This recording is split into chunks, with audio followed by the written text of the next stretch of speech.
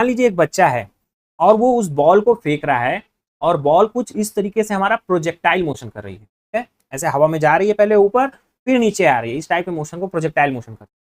तो यहाँ पे देख रहे हैं बॉल का पोजीशन लगातार चेंज हो रहा है, ए से बी, बी से सी, सी से डी। तो अगर हम ये कहें कि इस बच्चे के पैर से, इसको हम यहाँ इसके पैर को रेफरेंस पॉइंट मान लेते हैं, ठीक है, इसके पैर से जब बॉल ए पॉइंट पे होगी उस समय इसका पोजीशन वेक्टर क्या होगा, बता सकते हो आप? जब इसके पैर से जब बॉल जी पॉइंट पे होगी तब उस समय पोजीशन वेक्टर क्या होगा, बता सकते हो? नहीं बता सकते। लेकिन अगर हम यहाँ पे एक ग्रिड ड्रॉ कर लें तो अब हम हर एक पोजीशन को बता सकते हैं। ये इसका पैर है, इसको हम 0 0, इसका जो कोऑर्डिनेट है उसको 0 0 लिख लेंगे। उसके बाद अगर आपसे कोई भी पोजीशन पूछेगा, अगर हम बात करें डी पॉइंट पे उसका पोजीशन वेक्टर क्या होगा, तो क्या बोलोगे आप डी पॉइंट पे? ठीक, पहले हम एक्स एक्सिस के लॉन्ग चलेंगे, आई 1 आई कैप, 2 आई कैप, 3 आई कैप, 4 आई कैप, ठीक है। तो एक्स एक्सिस के लॉन्ग यानी कि 4 आई कैप चले हम, ठीक। वाई एक्सिस के लॉन्ग चलेंगे, जे कैप, 2 जे कैप, 3 जे कैप, 4 जे कैप, 5 जे कैप, तो हम उस बॉल के पोजीशन तक पहुंच जाएंगे। तो ये हो गया 5 जे कैप। तो यहाँ पे हम एक ग्रिड का इंपॉर्टेंस समझ सकते हैं। जब हम किसी भी एक 2D प्लेन पे एक ग्रिड का फॉर्मेशन कर लेते हैं तो हम हर एक पॉइंट पे उसके पोजीशन को बता सकते हैं, उसके पोजीशन वेक्टर को बता सकते हैं। हेलो बच्चों, देवसी academy by Rahul Srivastava channel में एक बार फिर से मैं आपका स्वागत करता हूं। उम्मीद करता हूं आप अच्छे हो गए और मस्त हो गए। आज का टॉपिक हमारा है पोजीशन वेक्टर और displacement vector. Position vector and displacement vector क्या होता है, इसको जानने से पहले मैं आपसे एक छोटा सा सवाल पूछना चाहूंगा। उम्मीद करता हूं आप इसका जवाब जरूर दोगे। जैसा कि आप यहाँ पे देख सकते हो, यहाँ पे क्रिकेट का मैदान है। क्रिकेट के मैदान में बहुत सारे प्लेयर्स डिफरेंट पोजीशंस पे खड़े हैं और यहाँ पे हमारा अंपायर खड़ा हुआ है। अगर मैं ये पूछूं कि ये जो डिफरेंट प्लेयर्स खड़े हैं जिनको मैंने ABCD लेटर से दिखाया है, उनका पोजीशन क्या है विथ रिस्पेक्ट टू अंपायर, तो क्या आप बता सकते हो? नहीं समझे? फिर से सुनो। मैं अगर ये कहूं कि अंपायर का पोजीशन ये है और इसके रेस्पेक्ट में जो प्लेयर C है उसका पोजीशन क्या होगा, जो प्लेयर F है उसका पोजीशन क्या होगा, जो प्लेयर I है उसका पोजीशन क्या होगा, तो क्या आप उनके पोजीशंस के बारे में कुछ भी बता सकते हो? तो आपका जवाब होगा नहीं। तो इनके एग्जैक्ट पोजीशन को बताने के लिए हमें क्या करना होगा? अगर हमें इनके एग्जैक्ट पोजीशन को बताना है तो इसके लिए हमें एक ग्रिड सिस्टम के बारे में समझना होगा। तो आखिर ये ग्रिड सिस्टम क्या होता है? तो ग्रिड सिस्टम में हम यहाँ पे देख सकते हैं कि हमारे पास बहुत सारे हॉरिजॉन्टल लाइंस हैं और उसी तरीके से बहुत सारे वर्टिकल्स लाइंस हमने ड्रॉ किया है। तो इसी को हम बोलते हैं ग्रिड सिस्टम। मान लीजिए यहाँ पे आप बैठे हो, ठीक, और कोई ऑब्जेक्ट यहाँ पे रखा हुआ है। तो अब आप इस ऑब्जेक्ट का पोजीशन अपने पोजीशन से आराम से बता सकते हो कि ये जो ऑब्जेक्ट है A, उसका पोजीशन हमारे पोजीशन से क्या होगा। ये कैसे बताते हैं अभी नेक्स्ट हम उसको देखेंगे। फिलहाल थोड़ा सा ग्रिड सिस्टम के बेसिक्स जो चीजें हैं उनको देख लेते हैं। मान लो आप जहां बैठे हो अभी इस वक्त कमरे में, वो आपका पोजीशन ये है, ठीक है, 0, 0। और यहां से सामने आपके एक वॉल है यहाँ पे, ठीक है, आपके बगल में यहाँ पे एक चेयर रखा हुआ है, ठीक, इस तरफ आपके बेड रखा हुआ है। तो ये अलग अलग ऑब्जेक्ट्स आपके पास रखे हुए हैं। तो अब इन सभी ऑब्जेक्ट्स का पोजीशन क्या होगा, ये कैसे बताएंगे? तो उसको जानने से पहले थोड़ा सा हम ग्रिड के बेसिक्स को जान लेते हैं। ये जो इसका रेफरेंस पॉइंट जिसको हम ओरिजिन बोलते हैं, ओरिजिन से अगर लेफ्ट की तरफ हम देखते हैं तो वो हो गया ईस्ट, और अगर राइट की तरफ देखते हैं तो वो हो गया वेस्ट। अगर अपवर्ड डायरेक्शन में देखते हैं, इसको हम फॉरवर्ड भी बोल सकते हैं, तो हो गया नॉर्थ। और अगर डाउनवर्ड डायरेक्शन में देखते हैं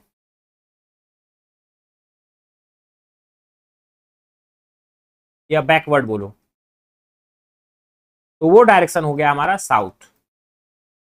तो फिजिक्स में हमें east west north south upward downward ये सब झंझट में ना पड़ना पड़े, इसके लिए एक सिंपल सा सिंबल दिया गया है जिसकी मदद से हम उन हर एक डायरेक्शन को इजीली समझ सकते हैं। मान लीजिए आप अगर ईस्ट की बात कर रहे हो तो उसमें सिर्फ आप एक आई लेटर स्मॉल में आई लिख दो, उसके ऊपर कैप लगा दो, ये ईस्ट को रिप्रेजेंट करेगा।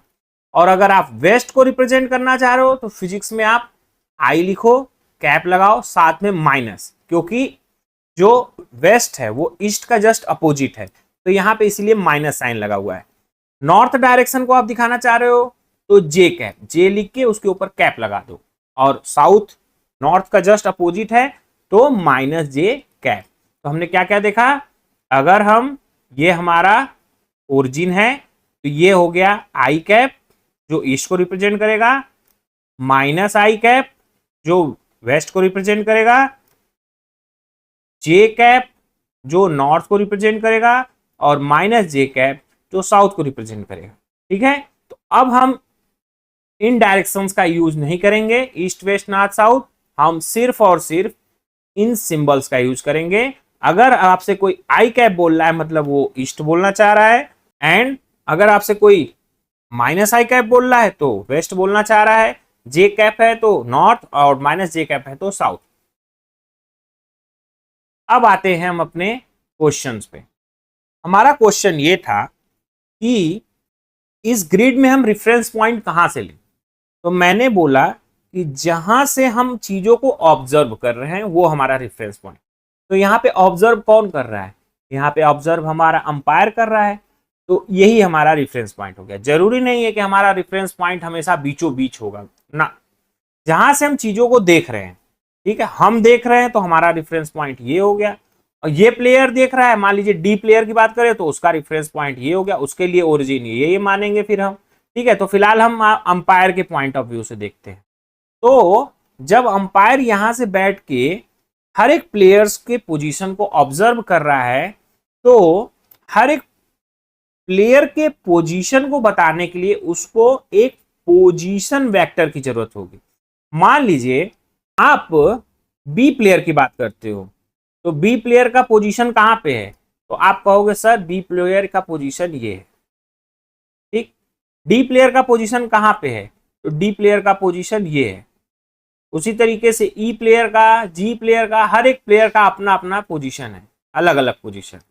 ठीक है, यानी हर एक प्लेयर के पोजीशन को दिखाने के लिए अलग अलग पोजीशन वेक्टर्स का हमको यूज करना पड़ेगा। ये ए का पोजीशन हो गया, आई का पोजीशन हो गया, एच का पोजीशन हो गया। ठीक है, तो अब हम पोजीशन रिप्रेजेंट करने के लिए पोजीशन वेक्टर लिखेंगे कैसे। मान लीजिए हम सबसे पहले सी प्लेयर की बात करते हैं। ठीक है, तो सी प्लेयर का जो पोजीशन वेक्टर होगा उसको हम लिखेंगे कैसे, तो सी प्लेयर का जो पोजीशन वेक्टर होगा उसको लिखने का तरीका देखते हैं। पहले हम अंपायर से, देखिए अंपायर ये हो गया, तो हम ईस्ट की तरफ जाना, यानी ईस्ट की तरफ यानी आई कैप, तो 1 आई कैप, 2 आई कैप, 3 आई कैप, 4 आई कैप, 5 आई कैप, 6 आई कैप, 7 आई कैप, यानी हम एक्स एक्सिस पे पहले 7 यूनिट आई कैप यानी ईस्ट की तरफ चले, फिर उसके बाद 1 यूनिट ऊपर जाना होगा हमको, तब हम सी प्लेयर तक पहुंचेंगे। यानी कि हम जब 1 यूनिट ऊपर की तरफ जाएंगे इस तरफ, तो हमको पता है कि नॉर्थ की तरफ जाना होगा। नॉर्थ के लिए हम लोग जे कैप का यूज करते हैं, तो यहाँ पे क्या करेंगे 7 आई कैप प्लस 1 यूनिट जे कैप की तरफ जाएंगे, तो ये हो गया किसका पोजीशन वेक्टर, ये हो गया हमारा जो प्लेयर सी है उसका पोजीशन वेक्टर। इसी तरीके से आइए हम दूसरे प्लेयर का पोजीशन वेक्टर लिखते हैं। मान लीजिए हमें प्लेयर जो ये एफ है, ठीक है, एफ प्लेयर का पोजीशन वेक्टर लिखना है, इसको हम येलो कर देते हैं। अब एफ प्लेयर का पोजीशन वेक्टर कैसे लिखेंगे, ठीक, तो पहले हम एक्स एक्सिस के लॉन्ग कितना यूनिट चलेंगे, 1 यूनिट, 2, 3, 4, 5, यानी कि 5 यूनिट हम एक्स एक्सिस पे चले ईस्ट की डायरेक्शन में, ईस्ट यानी आई कैप, अभी हमने पीछे बताया है। उसके बाद यहां से हम टर्न लेके नॉर्थ की तरफ जाएंगे। 1 यूनिट, 2 यूनिट, 3 यूनिट, 4, 5, 6, 7, 8, 9। तो हम 9 यूनिट चले किस तरफ?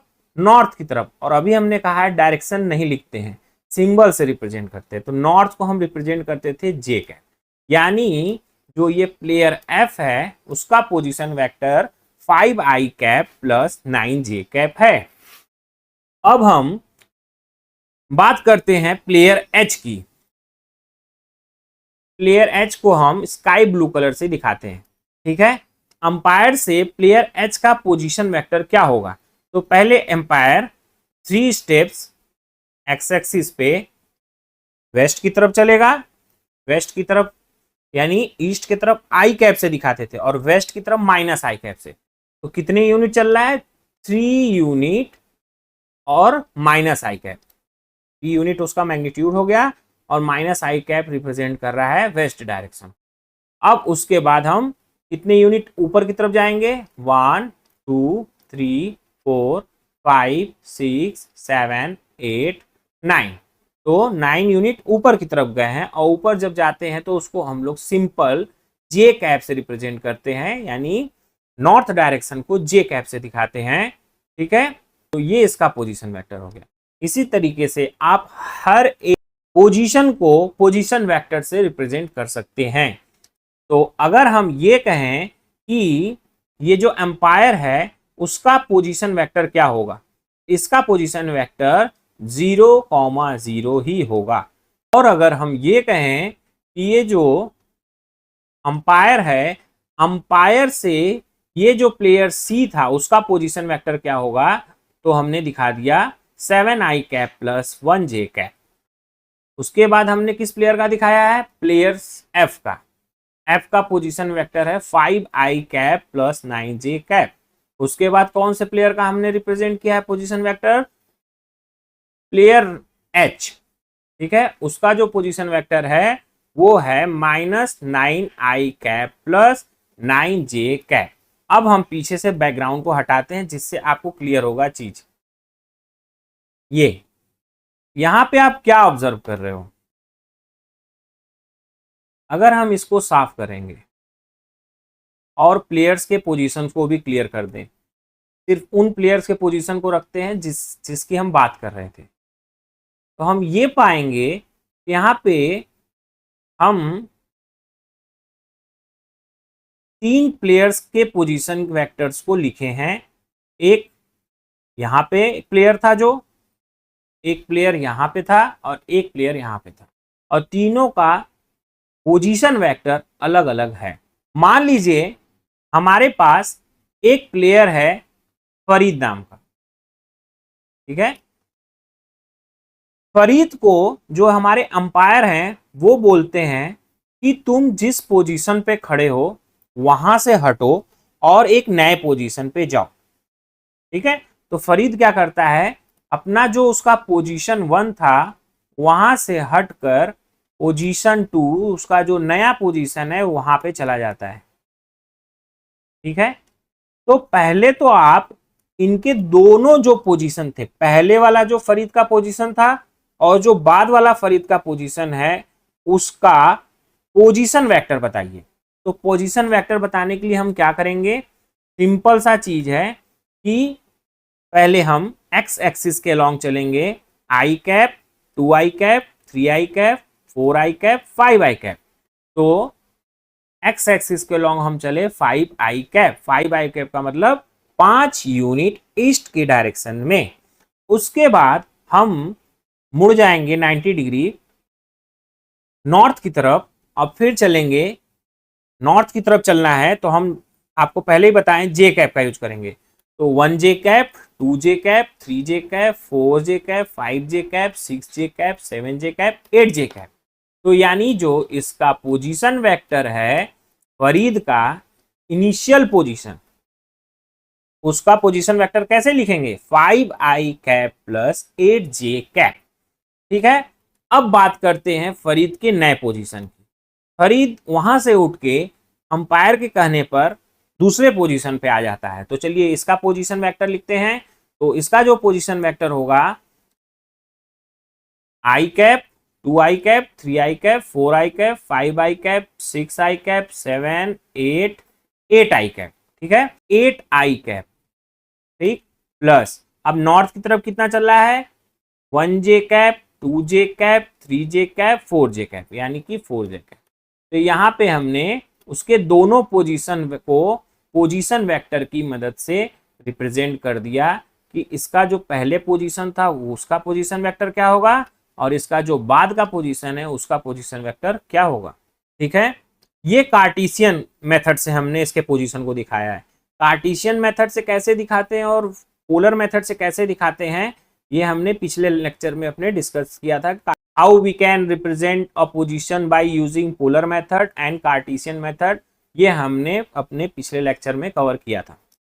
तो अगर हम इसको चाहेंगे इसको कार्टेशियन से पोलर में कन्वर्ट करना तो वो भी हमने फार्मूला बताया था कि कैसे हम एक्स वाई दिया है तो उसको कैसे हम आर और थीटा में कन्वर्ट करते हैं। ठीक है, तो अब हम आते हैं अपने पोजीशन वेक्टर। हमने देख लिया कि पोजीशन वेक्टर का मेनली ये काम है कि ये हमें पोजीशन बताता है ऑफ एनी ऑब्जेक्ट। ठीक, अब आते हैं हम अपने डिस्प्लेसमेंट वेक्टर पे। तो जैसा हमने यहां पे देखा कि जो फरीद का इनिशियल पोजीशन था, इनिशियल पोजीशन जो फरीद का था वो था 5i cap plus 8j cap. उसके बाद जब कैप्टन ने उसे कहा कि तुम यहां से हट जाओ और इस जगह से हट के एक नए जगह पे चले जाओ, तो उस समय जो फरीद का पोजीशन हुआ वो है 8i cap plus 4j cap, यानी कि ये वाला। ठीक है, तो पोजीशन वेक्टर तो हमने दोनों का दिखा लिया। अब है बात डिस्प्लेसमेंट वेक्टर की, आखिर जो फरीद है वो कितना डिस्प्लेसमेंट किया। डिस्प्लेसमेंट किया का मतलब अपने प्लेस को कितना चेंज किया। डिस का मतलब होता है चेंज, अब प्लेस का मतलब होता है जगह। तो change in place is called displacement. तो ये बताइए, पहले वो इस पॉइंट ए पे था, मान लीजिए ये पॉइंट ए है, उसके बाद उसको कैप्टन ने पॉइंट बी पे भेज दिया, तो उसके पहले पोजीशन और दूसरे पोजीशन में कितना डिस्प्लेसमेंट हुआ, तो उसको हम एक वेक्टर से दिखाएंगे जिसको हम डिस्प्लेसमेंट वेक्टर कहते हैं। और ये हमने किधर से किधर की तरफ गया, ए से ये बी की तरफ दिखे जा रहा है, ए से ये बी की तरफ जा रहा है। ठीक है, तो अब ये डिस्प्लेसमेंट वेक्टर निकालेंगे कैसे। जैसे हमने पोजीशन वेक्टर पहले इस वाले पोजीशन वेक्टर को निकाला 5i cap plus 8j cap, ये पोजीशन वेक्टर निकाला हमने 8i cap plus 4j cap. उसी तरीके से अब हमें डिस्प्लेसमेंट वेक्टर निकालना है, तो कैसे निकालेंगे, तो सिंपल सा है, जो फाइनल पोजीशन वेक्टर है उसमें से इनिशियल पोजीशन वेक्टर को माइनस कर दीजिए। जैसे आपसे कोई पूछे कि आप 2 मीटर पे खड़े थे, ठीक, और कुछ देर के बाद आप 4 मीटर पे पहुंच गए, तो आपका डिस्प्लेसमेंट कितना हुआ। तो क्या करोगे, 4 मीटर में से 2 मीटर माइनस कर दोगे, तो आपका पता चल जाएगा कि हाँ सर मैं 2 मीटर और चला। ठीक है, यहां से यहां तक मैंने 2 मीटर चला। उसी तरीके से अगर आपको निकालना है डिस्प्लेसमेंट वेक्टर, तो उसमें से जो फाइनल पोजीशन वेक्टर है उसमें से माइनस कर दो इनिशियल पोजीशन वेक्टर को। तो यहां पे हमारा फाइनल पोजीशन क्या है, फाइनल पोजीशन ये वाला है 8i cap plus 4j cap, 8i cap plus 4j cap.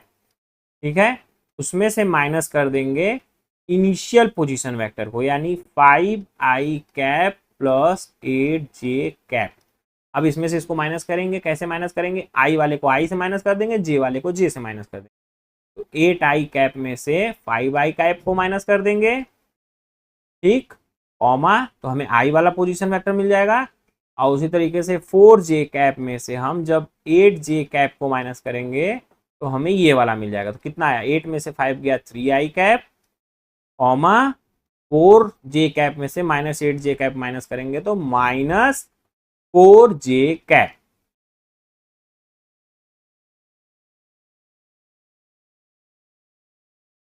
तो जो हमें ये डिस्प्लेसमेंट वेक्टर मिला है वो हमें ये डिस्प्लेसमेंट वेक्टर की वैल्यू मिलेगी 3i cap comma -4j cap, यानी वो इतना डिस्प्लेसमेंट किया। ठीक है, पॉइंट ए से जब वो चल के पॉइंट बी पे पहुंचा तो वो इतना डिस्प्लेसमेंट किया। तो ये अगर हम पीछे से बैकग्राउंड हटा दें तो कुछ इस तरीके से, यहाँ पे हमारा जो ये है ये हमारा हो गया ओरिजिन, ये हमारा इनिशियल पोजीशन एज इसे, और ये फाइनल पोजीशन, इस तरीके से पूरा कैलकुलेशन हमारा हुआ है। इसमें हम हमारा जो पोजीशन वेक्टर है ओ से ए जो पोजीशन वेक्टर है वो ये है, ये वाला। ओ से बी जो हमारा पोजीशन वेक्टर है वो हमारा है ये वाला, और ए से बी हमारा जो डिस्प्लेसमेंट वेक्टर है वो हमारा है ये वाला। ठीक है, ठीक। तो पोजीशन वेक्टर क्या करता है, पोजीशन को बताता है, और डिस्प्लेसमेंट वेक्टर हमें डिस्प्लेसमेंट को बताता है, कितना डिस्प्लेसमेंट मतलब स्पेस में कितना चेंज हुआ। एक और एग्जांपल हम लेते हैं 2D मोशन का। मान लीजिए एक बच्चा है और वो उस बॉल को फेंक रहा है, और बॉल कुछ इस तरीके से हमारा प्रोजेक्टाइल मोशन कर रही है। ठीक है, ऐसे हवा में जा रही है, पहले ऊपर फिर नीचे आ रही है, इस टाइप के मोशन को प्रोजेक्टाइल मोशन करते हैं।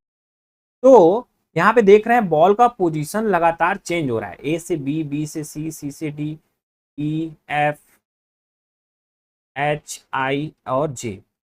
हर एक माइक्रो सेकेंड में बॉल का पोजीशन हमें चेंज होते हुए दिख रहा है। तो अगर हम ये कहें कि इस बच्चे के पैर से, इसको हम यहाँ इसके पैर को रेफरेंस पॉइंट मान लेते हैं। ठीक है, इसके पैर से जब बॉल ए पॉइंट पे होगी उस समय इसका पोजीशन वेक्टर क्या होगा, बता सकते हो आप? जब इसके पैर से जब बॉल जी पॉइंट पे होगी तब उस समय पोजीशन वेक्टर क्या होगा, बता सकते हो? नहीं बता सकते। एच पॉइंट पे होगी, बता सकते हो? नहीं बता सकते। लेकिन अगर हम यहाँ पे एक ग्रिड ड्रॉ कर लें तो अब हम हर एक पोजीशन को बता सकते हैं। ये इसका पैर है, इसको हम 0 0, इसका जो कोऑर्डिनेट है उसको 0 0 लिख लेंगे। उसके बाद अगर आपसे कोई भी पोजीशन पूछेगा, ठीक है, कि मान लो जी पॉइंट, जब बॉल जी पॉइंट पे होगा तो उसका पोजीशन वेक्टर क्या होगा, तो क्या करोगे आप? पहले आप एक्स एक्सिस के लॉन्ग चलोगे, ईस्ट में चल लो, I cap, 2i cap, 3i cap, 4i cap, 5i cap, 6i cap, 7i cap. तो इसका जो एक्स एक्सिस के लॉन्ग पोजीशन वेक्टर होगा वो होगा 7i कैप। उसी तरीके से आप अब वाई एक्सिस पे चलोगे तो जे कैप, तो इसका जो पोजीशन वेक्टर है, ठीक है, इसके बच्चे के पैर से अगर हम पैर को, इस बच्चे के पैर को रेफरेंस पॉइंट एज्यूम कर रहे हैं तो यहां से इस बच्चे के पैर से जी, जब बॉल जी पॉइंट पे होगा तो उसका पोजीशन वेक्टर जो होगा वो कुछ ये होगा। ठीक है, अब आइए एक दो और पॉइंट लेते हैं। अगर हम बात करें डी पॉइंट पे उसका पोजीशन वेक्टर क्या होगा, तो क्या बोलोगे आप डी पॉइंट पे? ठीक, पहले हम एक्स एक्सिस के लॉन्ग चलेंगे, 1i cap, 2i cap, 3i cap, 4i cap. ठीक है, तो एक्स एक्सिस के लॉन्ग यानी कि 4i कैप चले हम। ठीक, वाई एक्सिस के लॉन्ग चलेंगे, J cap, 2j cap, 3j cap, 4j cap, 5j cap. तो हम उस बॉल के पोजीशन तक पहुंच जाएंगे।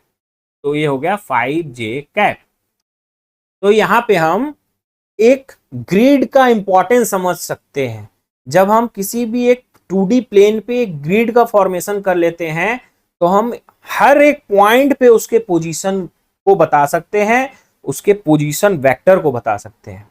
ठीक है, अगर आपसे ये कोई कहेगा कि अगर O से D का पोजीशन वेक्टर क्या होगा, तो वो आप कहोगे 4i cap plus 5j cap. अगर आपसे कोई कहेगा O से G का पोजीशन वेक्टर क्या होगा, तो आप कहोगे 7i cap plus 2j cap. इसी तरीके से आप किसी भी पोजीशन पे उसके पोजीशन वेक्टर को इजीली निकाल सकते हो। अब हम क्या करते हैं, थोड़ा सा डिस्प्लेसमेंट वेक्टर की बात करते हैं। पहले हम इसको थोड़ा सा इरेज कर लेते हैं। मान लीजिए हम यहां से जितने भी पोजीशंस हैं बॉल को उसको हटा देते हैं, ठीक, सिर्फ 2 पॉइंट को रखते हैं, बी और एफ पॉइंट, ठीक। अगर हम आपसे पूछें बी पॉइंट पे बॉल का पोजीशन वेक्टर क्या होगा तो आप क्या लिखोगे? तो आप लिखोगे सर ओरिजिन पे उसका पोजीशन वेक्टर जो होता है वो 0 0 होता है, तो यहाँ हम 0 0 पहले लिख लेंगे। उसके बाद हम बी पॉइंट तक पहले एक्स एक्सिस के लॉन्ग चलेंगे, I cap two I cap, तो ये हो गया 2i कैप प्लस, अब वाई एक्सिस के लॉन्ग चलेंगे, J cap 2j cap 3j cap 4j cap, तो ये हो गया 4j कैप। पॉइंट ओ से पॉइंट बी का जो पोजीशन वेक्टर है वो होगा, तो पॉइंट ओ से पॉइंट बी का जो पोजीशन वेक्टर है वो होगा 2i cap plus 4j cap. ठीक, अब वो बॉल कुछ माइक्रो सेकेंड के बाद ऐसे चलते हुए हमें पता है यहां पहुंचेगी। एफ पॉइंट पे उसका पोजीशन वेक्टर क्या होगा वो भी निकाल लेते हैं। तो एफ पॉइंट पे उसका पोजीशन वेक्टर निकालने के लिए क्या करेंगे, पहले हम एक्स एक्सिस के लॉन्ग कितना चलेंगे, 1i cap 2i cap 3i cap 4i cap 5i cap 6i cap, यानी एक्स एक्सिस के लॉन्ग हम चले 6i कैप प्लस, अब वाई एक्सिस के लॉन्ग तो ये हो गया आपका 1j cap 2j cap 3j cap, तो यहां तक पहुंचने के लिए 3j। तो यहाँ पे हमने दोनों पोजीशन वेक्टर को लिख लिया, तो इसको हम यहाँ पे लिख लेते हैं, ओ से बी था और ये ओ से एफ का पोजीशन वेक्टर जो है वो है, ओ से एफ समझ में आ रहा है ना, ये ओ है और ये एफ है, तो ओ से एफ का जो पोजीशन वेक्टर है वो है 6i cap plus 3j cap. अब आइए हम डिस्प्लेसमेंट वेक्टर को निकालते हैं। पहले बॉल बी पॉइंट पे थी, बी पॉइंट से बॉल चल के एफ पॉइंट की तरफ गई है, तो कितना डिस्प्लेसमेंट हुआ तो उसको हम डिस्प्लेसमेंट वेक्टर से दिखाएंगे। तो आइए हम डिस्प्लेसमेंट वेक्टर भी लिख लेते हैं, डिस्प्लेसमेंट वेक्टर। तो डिस्प्लेसमेंट वेक्टर बॉल बी से ए की तरफ जा रही है, यानी बी ए वेक्टर से रिप्रेजेंट करेंगे, ठीक है। अब इसका वैल्यू कैसे निकालते हैं, तो इसका भी पीछे हम देखें, final position vector minus initial position vector. Final position vector आपका क्या है, ये वाला है फाइनल पोजीशन वेक्टर, यानी कि 6i cap plus 3j cap, ये हो गया फाइनल पोजीशन वेक्टर। इसमें से माइनस कर दोगे आप इनिशियल पोजीशन वेक्टर को, तो वो है 2i cap plus 4j cap. उसमें से इसको कैसे माइनस करते हैं, आई वाले को आई से माइनस करेंगे और जो हमारा जे वाला है उसमें से जे वाले को माइनस करेंगे, तो हमारा निकल जाएगा। तो माइनस करते हैं, यानी 6i कैप में से 2i कैप को माइनस करेंगे, वहाँ फिर कॉमा लगा देंगे, और उसके बाद 3j कैप में से 4j कैप को माइनस करेंगे, तो हमें डिस्प्लेसमेंट वेक्टर निकल जाएगा 6i cap minus 2i cap होता है 4i cap plus 3j cap minus 4j cap होता है माइनस j कैप। ये हमारा कितना हो गया, 4i कैप माइनस प्लस और माइनस माइनस हो गया माइनस j कैप। यानी कि जो डिस्प्लेसमेंट वेक्टर है ये वाला वो कितना हम लिखेंगे, ये जो लिखेंगे बी से ए की तरफ जो डिस्प्लेसमेंट हुआ है वो हमारा 4i cap minus j cap, ये हमारा डिस्प्लेसमेंट वेक्टर निकला है।